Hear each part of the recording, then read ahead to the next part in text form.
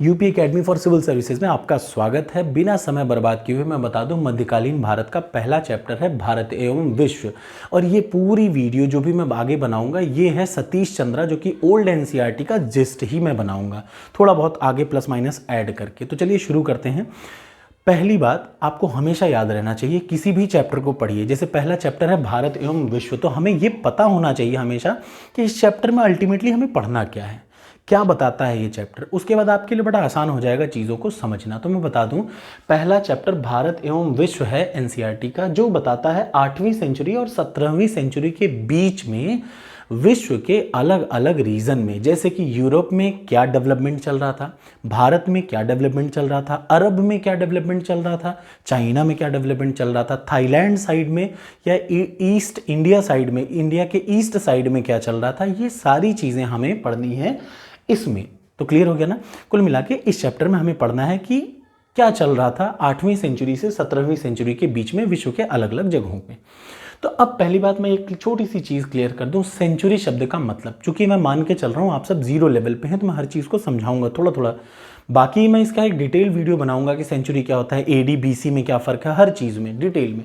तो सेंचुरी का मतलब क्या होता है, देखिए जैसे मैं कोई कहूँ, जैसे कोई एक आदमी कहे कि 17वीं सेंचुरी, 17वीं सदी, तो 17वीं सदी का एक लाइन में मतलब समझिए कि मैं बात कर रहा हूँ 1 जनवरी 1601 से 31 दिसंबर 1700 तक की, ये है 17वीं सदी। तो अगर मैं आपसे पूछूं छठी सेंचुरी, 6th सेंचुरी में क्या हो रहा था, 6th सेंचुरी का क्या टाइमिंग है, तो आपको पता होना चाहिए 1 जनवरी 501 से 31 दिसंबर 600 तक के टाइम को हम लोग क्या बोलते हैं, 6th सेंचुरी बोलते हैं। ठीक है ना।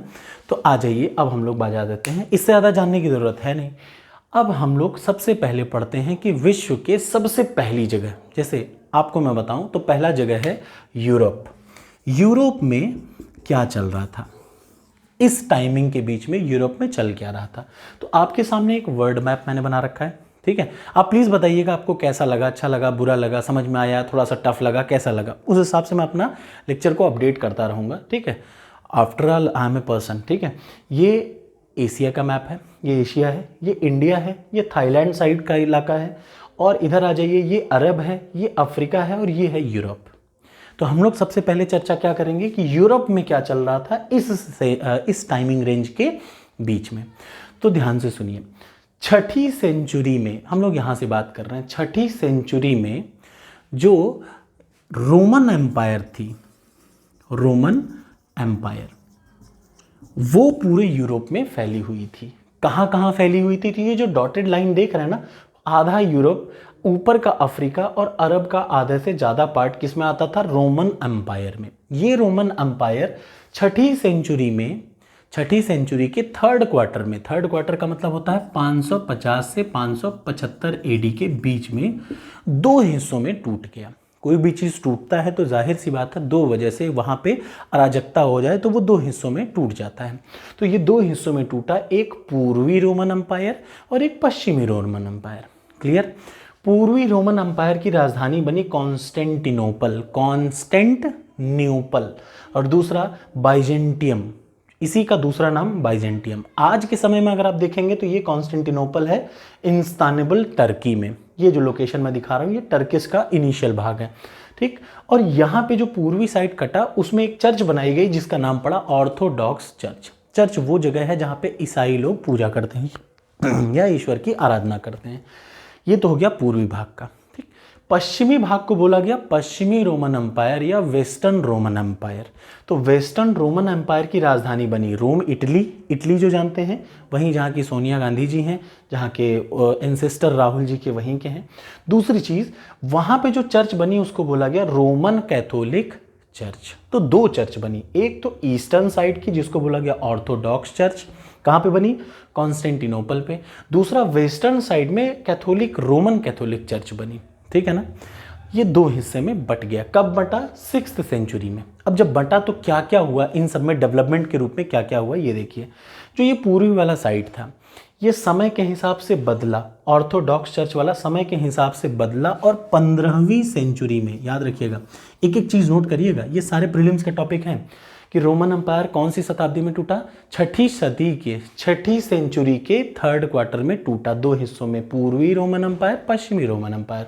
पूर्वी रोमन एम्पायर की राजधानी बनी कॉन्स्टेंटिनोपल, जहां पे एक चर्च बना जिसको बोला गया ऑर्थोडॉक्स चर्च। पश्चिमी साइड में एक और चर्च बना जिसको बोला गया रोमन कैथोलिक चर्च। इसकी राजधानी इटली बनी। ठीक, अब हम लोग पहले बात करेंगे पूर्वी में क्या डेवलपमेंट हुआ। पूर्वी जो रोमन एम्पायर था या जो कॉन्स्टेंटिनोपल था, ये आगे चल के 15वीं सेंचुरी में टर्कियों ने, टर्किश ने इस पे अटैक करके इसको जीत लिया। तो पूरा का पूरा ये इलाका क्या हो गया? इस्लामिज्म में कन्वर्ट हो गया। आगे चल के तुर्कियों ने इसको जीत लिया।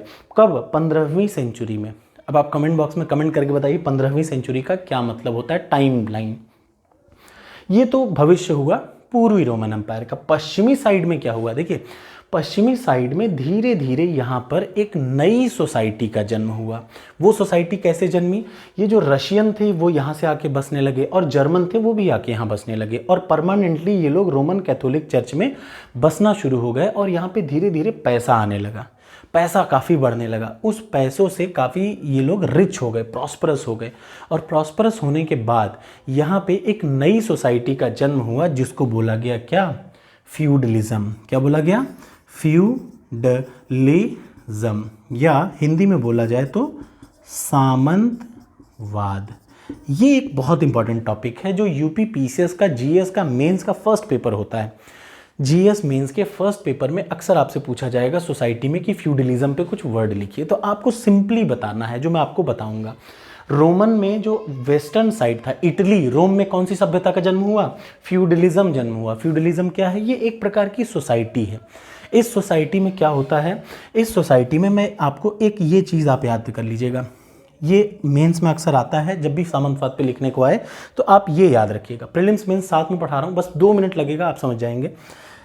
सामंतवाद में सबसे ऊपर होता है किंग, उसके नीचे होते हैं नोबल्स, उसके नीचे होते हैं नाइट्स और सबसे नीचे होते हैं सर्फ एंड पीजेंट्स। ये क्या है समझ में आ लीजिए, 1 मिनट में समझ लीजिए। सामंतवाद क्या?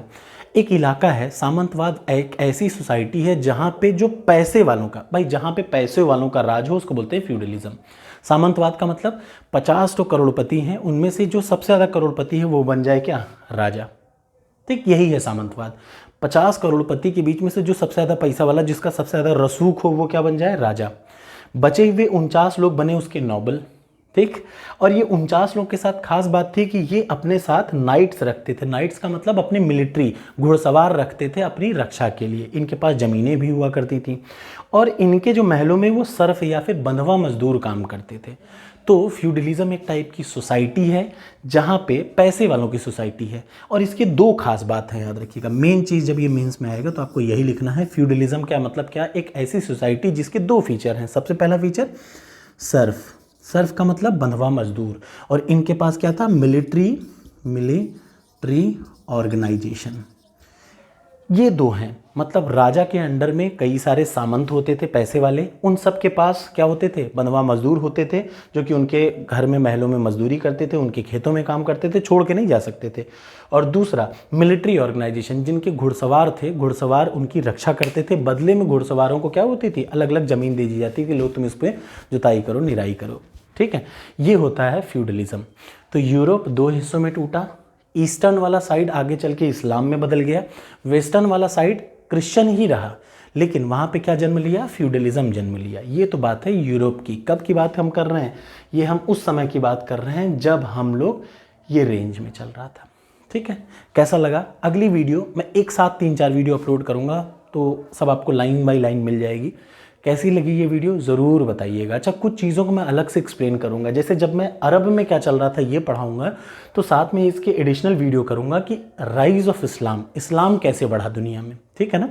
उसके बाद मैं आपको एक अलग से वीडियो बनाऊँगा, वो सब मतलब होता है ना कि एडिशनल वीडियो, ताकि आपका बेसिक कॉन्सेप्ट क्लियर रहे। AD और BC में क्या अंतर है, क्यों अलग अलग चीज़ें पढ़ी, क्या होता है BCE और CE, हर चीज़ का अंतर मैं बताऊँगा। लेकिन ये वीडियो कैसा लगा पहले आप बताइए। ऐसा मत समझिएगा कि आज का वीडियो, आज 2-3 वीडियो हो सकता है आ जाए। Thank you so much.